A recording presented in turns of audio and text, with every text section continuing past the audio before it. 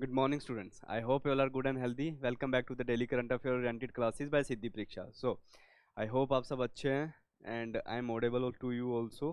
So, class को start करते हैं. As we have seen कि कल हमारा पहला लेक्चर था किसका रिपोर्ट्स का. So, इन रिपोर्ट्स लेक्चर में हमने कल इंपॉर्टेंट 5 रिपोर्ट्स को किया था. एक बार क्विक रिवीजन कर लेते हैं. हमने कल ये भी देखा था कि हंगर इंडेक्स क्या होता है.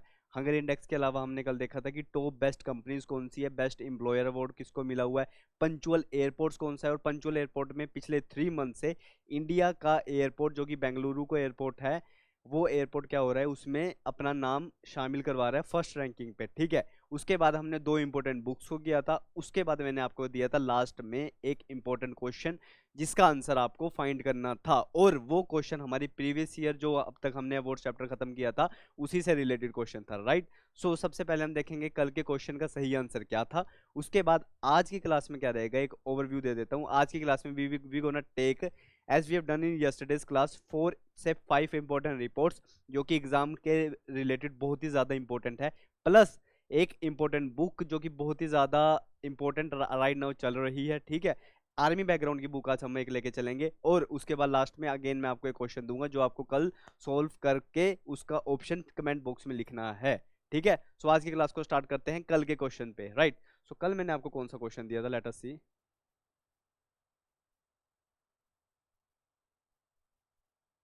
यस. सो ये है कल का question that I have given to you. मैंने कल के क्वेश्चन में आपसे पूछा था कि बेसिकली गैलेंट्री अवार्ड्स के अंदर हाईएस्ट अवार्ड कौन सा है.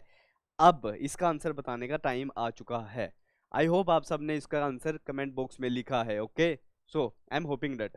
अब हमने पढ़ा था अवार्ड्स चैप्टर में, एक बार वापस चलते हैं अवार्ड्स चैप्टर पे. अवार्ड्स चैप्टर की वेरी फर्स्ट क्लास में हमने पढ़ा था कि इंडिया के 2 हाईएस्ट अवार्ड होते हैं, एक सिविलियन अवार्ड होता है, एक गैलेंट्री अवार्ड्स होता है. और हमने पढ़ा था कि जो सिविलियन अवार्ड होता है, हाईएस्ट सिविलियन अवार्ड होता है भारत रत्न, उसके बाद पद्म विभूषण, पद्म भूषण, पद्मश्री. अब इस रिस्पेक्ट में क्या होता है कि अब हमें पता है कि सिविलियन अवार्ड होता है भारत रत्न, तो और क्वेश्चन पूछा गया किसके रिगार्ड में, गैलेंट्री अवार्ड्स के रिगार्ड में. अब अगर question gallantry, I hope this is visible to you, let me take blue colour. हाँ. अब अगर क्वेश्चन गैलेंट्री अवार्ड्स का पूछा हुआ है तो पहली बात तो फोर्थ ऑप्शन देखो भारत रत्न, ये तो पहले गलत हो जाता है. ये ऑप्शन तो पहले गलत हो जाता है, तो हमारा आंसर डी तो नहीं हो सकता. अब आंसर कौन सा होगा, ए, बी या सी, इन तीनों में से एक ऑप्शन होगा. ठीक है. अब ऐसे आप एलिमिनेट करोगे एग्जाम में ऑप्शन. ठीक है. कि अगर गैलेंट्री अवार्ड की बात हुई है तो भारत रत्न तो गैलेंट्री अवार्ड है ही नहीं, ये तो सिविलियन अवार्ड है, तो पहले ये बाहर हो गया. उसके बाद जो रिमेनिंग 3 अवार्ड्स है उसमें देखते हैं. अब 3 अवार्ड्स है महावीर चक्र, परमवीर चक्र और वीर चक्र. हाँ बिल्कुल, हमने पढ़ा था कि बेसिकली गैलेंट्री अवार्ड्स 2 टाइप के होते हैं, पीस गैलेंट्री अवार्ड और war time gallantry award. Right. अब हमें पता है कि गैलेंट्री अवार्ड्स के जो ये नाम है, अब हमें पता था कि जो पीस टाइम गैलेंट्री अवार्ड्स है उसके अंदर तो अशोका की सीरीज है, अशोक चक्र, सूर्य चक्र वो है. अब ये है महावीर चक्र. हाँ चलो ठीक है, इन तीनों में से एक आंसर होगा. मैंने आपको अवार्ड्स की क्लास में भी बताया था कि महावीर चक्र, कि महा अगर इसके सामने लगा तो इसका मतलब ये नहीं है कि हायरार्की में फर्स्ट नंबर पे होगा. जो हायरार्की में फर्स्ट नंबर वाला जो हमारे पास इसका आंसर होगा वो आंसर हमारे पास है, ये देखिए स्लाइड में, वापस से उसी स्लाइड में जाके देखते हैं कि परमवीर चक्र हाईएस्ट गैलेंट्री अवार्ड होता है, परमवीर चक्र. उसके बाद हमारा आता है महावीर चक्र, और उसके बाद हमारा आता है वीर चक्र. जैसे कि ये हमने क्लास में पढ़ा था, और इससे हम इजीली क्वेश्चन को सोल्व कर सकते हैं कि तो इस क्वेश्चन का अपना आंसर क्या है. इस क्वेश्चन का आंसर है आंसर नंबर बी. जिन जिन का आंसर सही है वेरी गुड, बहुत अच्छी बात है, कीप इट अप. इसका आंसर है परमवीर चक्र, ऑप्शन नंबर बी. राइट. इसका आंसर ये लगा देते हैं. राइट. गुड. ऐसे ही मैं आज आपको क्वेश्चन दूंगा तो एग्जाम्स में जो क्वेश्चंस होंगे वो ऐसे ही रिफ्लेक्ट होंगे, and you have to do as it is as I am doing. Right. Elimination भी यूज करना है. एलिमिनेशन के बाद हमें ये भी देखना है कि हाँ गैलेंट्री अवार्ड में ये था, और कुछ न्यूमोनिक से भी हमने याद रखा था कि महा का मतलब ये नहीं है कि महावीर चक्र ही सबसे बड़ा है. ठीक है. आंसर इज बी, परमवीर चक्र. क्लास को स्टार्ट करते हैं आज की. अब आज रिपोर्ट्स की लेक्चर नंबर 2 है, लेक्चर पार्ट 2 है, lecture number 14 award reports chapter का. राइट. रिपोर्ट्स में आज जो हमारी सबसे पहले इंपॉर्टेंट अवार्ड्स निकल के आते हैं, रिपोर्ट है हमारी ग्लोबल रिमोट वर्क इंडेक्स. अब कल की क्लास में भी आई मेंशन कि हम रिपोर्ट्स में देखेंगे कि रिपोर्ट क्या है, रिपोर्ट को कौन पब्लिश कर रहा है, इंडिया की रैंकिंग क्या है, टॉप रैंकिंग क्या है, और रिपोर्ट का मकसद क्या है, कि ये रिपोर्ट अगर पब्लिश हुई है तो ये किस इंडिकेटर्स, किस पैरामीटर के बेसिस पे जज करके ये रिपोर्ट निकाली गई है. राइट. ग्रेट. रिपोर्ट है हमारी global remote work index. Remote work index, अब ये मतलब क्या है इसका रिमोट वर्क इंडेक्स, मैं आपको बताऊंगा। पहले देख लेते हैं कि इस रिपोर्ट्स को पब्लिश कौन करता है। सो इस रिपोर्ट्स को पब्लिश करती है एक एक प्राइवेट कंपनी है, आप देख सकते हो यहाँ पे नोड लेयर, एक कंपनी है जिसका नाम है नोड लेयर। अब ये यूरोपियन साइबर सिक्योरिटी की कंपनी है, मतलब यूरोपियन नेशंस है ना, एक यूरोप की कंपनी है जिसका नाम है नोड लेयर, एक साइबर सिक्योरिटी कंपनी है। अब ये कंपनी हर साल एनुअली इस रिपोर्ट को निकालती है मंथ अक्टूबर में। ये पेपर के लिए इंपॉर्टेंट नहीं है पर मैं वैसे बता रहा हूँ कि ये रिपोर्ट हर साल अक्टूबर में निकलती है 2023 में। क्या है रिपोर्ट का नाम? Global report work index. निकालते कौन है? नोड लेयर, जो एक यूरोपियन साइबर सिक्योरिटी कंपनी है।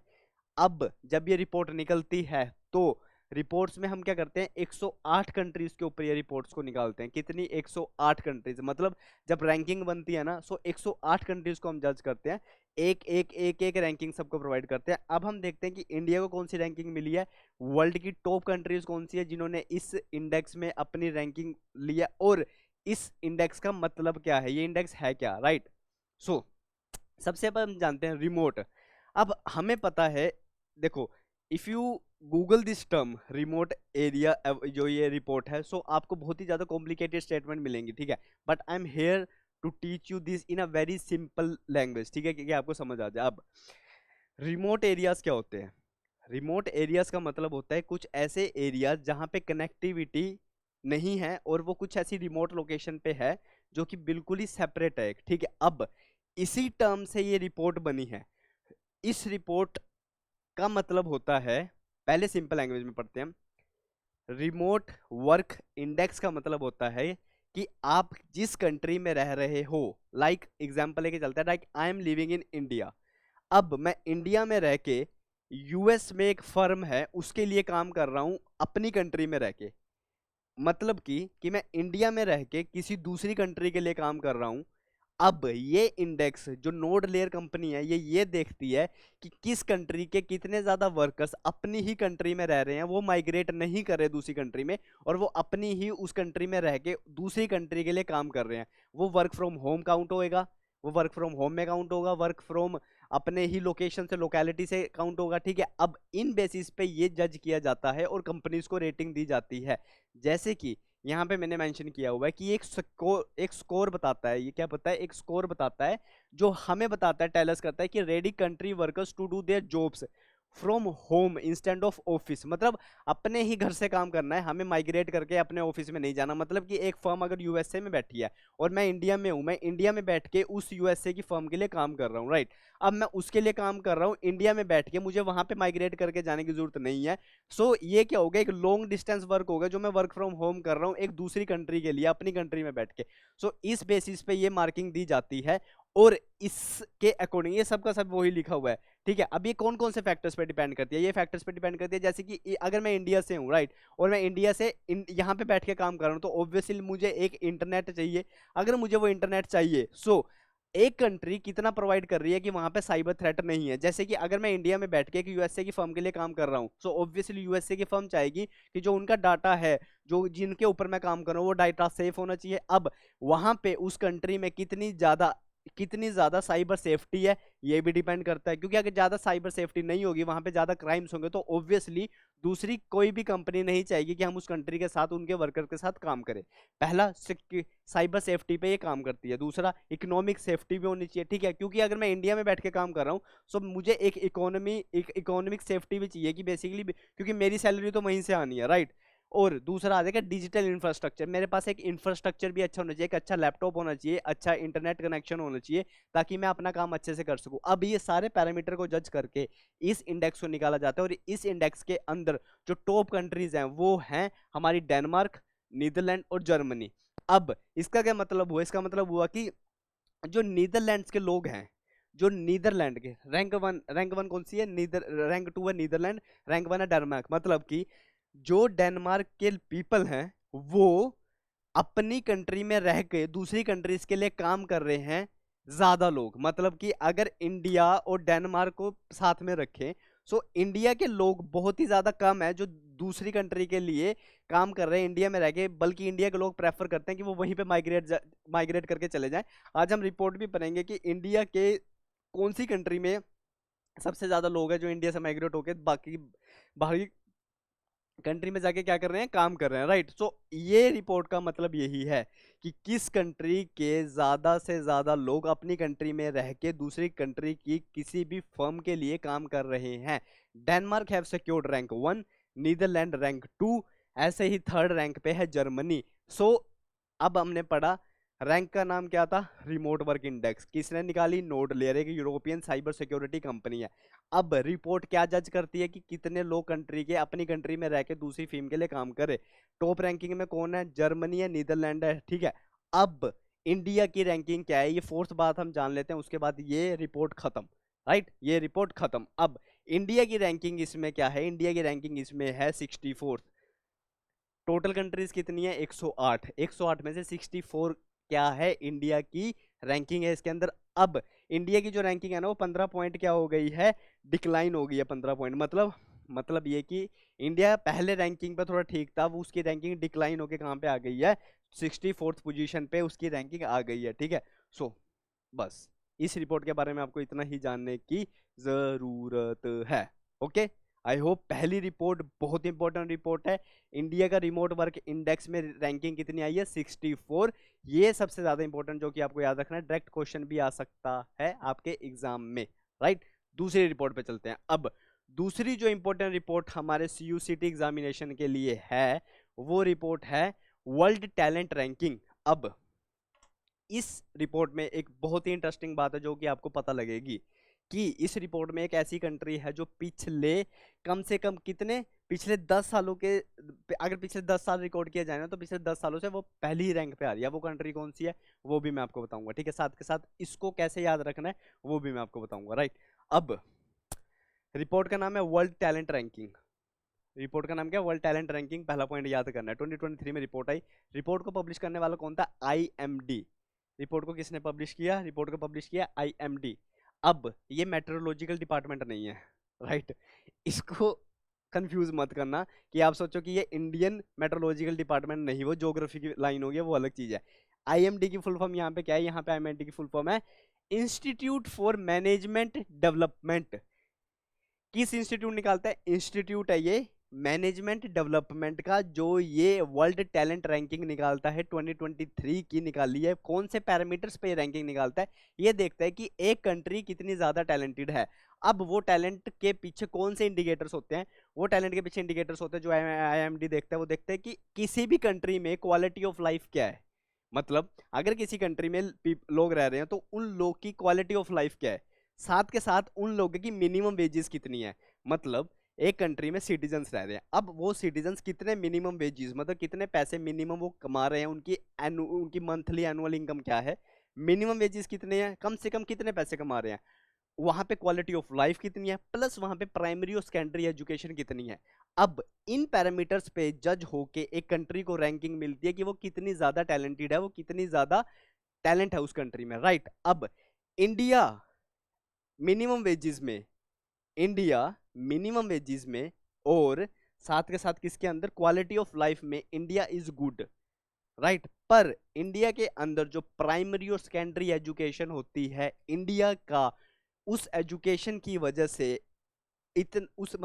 उस एजुकेशन के इंडिकेटर में सबसे ज्यादा लो स्कोर है, जिसकी वजह से जो इंडिया की रैंक है वो बहुत ही ज्यादा ड्रॉप हो गई है, राइट। अब जैसे कि यहाँ पे मैंने लिखा हुआ है कि जो सेकेंडरी प्राइमरी एजुकेशन है, इंडिया की जो एजुकेशन सिस्टम है ना, वो अगर देखे तो कंट्री, जितनी कंट्रीज को मेजर किया जाता है ना, उस कंट्री में से सेकंड लास्ट एजुकेशन सिस्टम है। मतलब इंडिया का एजुकेशन सिस्टम जब इस IMD ने मेजर किया तो उस IMD के मेजर करने के दौरान इंडिया का जो एजुकेशन सिस्टम था वो पुअर पाया गया। इस वजह से जो इंडिया की रैंकिंग यहाँ पे निकल के आती है वो स्लिप हो जाती है, और इंडिया की रैंकिंग क्या है, 56th पोजीशन।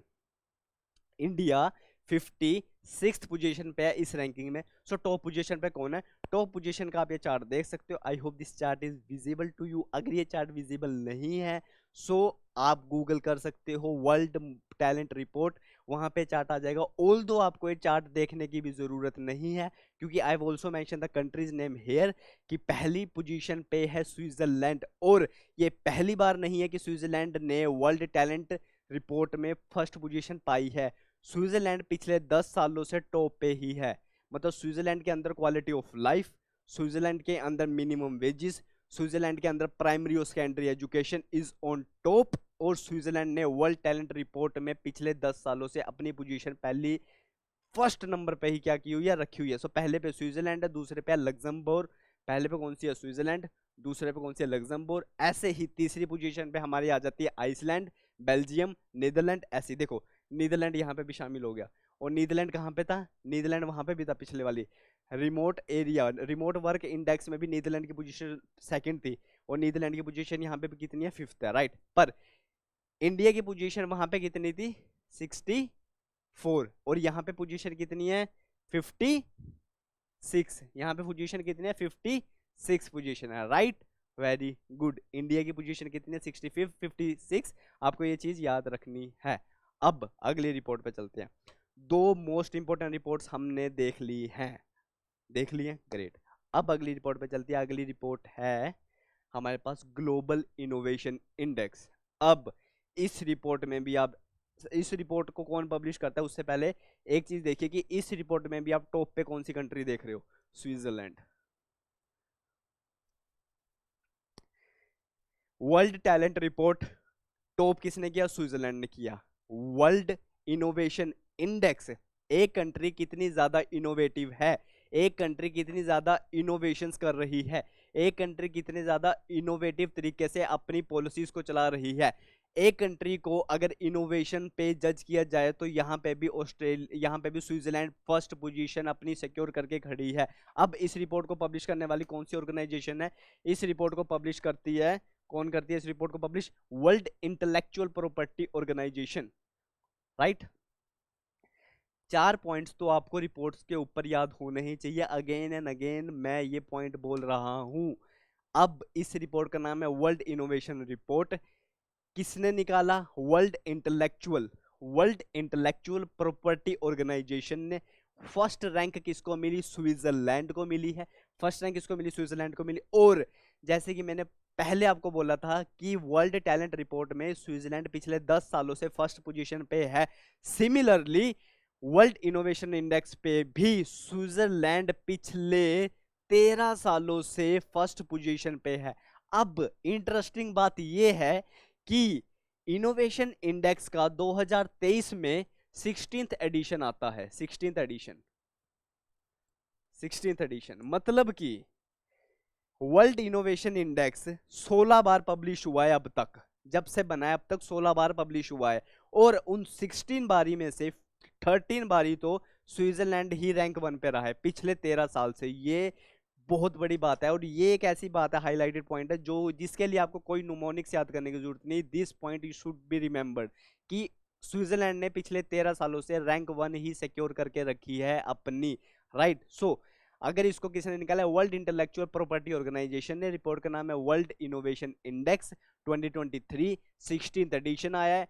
हर पिछले 13 साल की तरह स्विट्जरलैंड पहली पोजीशन पे है। तो इंडिया की रैंकिंग कितनी है, बस तीसरी बात, आप फोर्थ पॉइंट आपको याद रखना है कि जो इंडिया की रैंकिंग है वो है 40th। इंडिया की रैंकिंग क्या है, इंडिया है 40th रैंक पे, राइट। इंडिया कौन सी है, 40th रैंक पे। अब इंडिया क्या कर रही है इसके लिए, जैसे कि हमें पता है कि हमारी एक नीति आयोग है हमारे पास। अब नीति आयोग क्या है, इनोवेशन के ऊपर काम करता है, राइट। अब हमारा नीति आयोग है वो इनोवेशन पे काम कर रहा है। अब देखो, you have to remember one thing कि अगर कोई भी रिपोर्ट सामने आती है तो उस रिपोर्ट का क्या मकसद होता है बाहर आने का। अब जैसे कि ये इनोवेशन इंडेक्स रिपोर्ट आई है, अब इंडिया ने देखा कि हमारी रैंक 40 है और स्विट्जरलैंड की रैंक 1 है, राइट। सो इंडिया कुछ ऐसे मेथड्स अडॉप्ट करेगा कि अगले साल जब ये रिपोर्ट पब्लिश हो तो हम चाहें कि हम 40 रैंक की बजाय अंडर 10 आने की कोशिश करेंगे, हमारे कंट्री में इतनी ज्यादा इनोवेशन हो जाए कि हमारी रैंक कम हो जाए। अब यहां से हमें पता लगता रहता है, हर बार हमें रियलिटी चेक मिलता रहता है कि हाँ 2023 में अगर हमारी रैंक 40 है, सो अब हमारा नीति आयोग काम कर रहा है हमारी कंट्री में और ज्यादा इनोवेशन लेके आने के लिए, कि बेसिकली हम अपनी रैंक को इंप्रूव कर सके और अपनी रैंक को अच्छी लेके आ सके। यही मेन मकसद होता है रिपोर्ट्स का। सो अब तक हम 3 इंपॉर्टेंट रिपोर्ट्स कर चुके हैं। जो फोर्थ आज की मोस्ट इंपॉर्टेंट रिपोर्ट हमारे पास आती है, फोर्थ वन इज, जैसे कि मैंने आपको बोला था कि माइग्रेट लोग कर रहे हैं इंडिया से बाहर, किसके लिए, एक अच्छी क्वालिटी ऑफ लाइफ के लिए, मिनिमम वेजेस के लिए।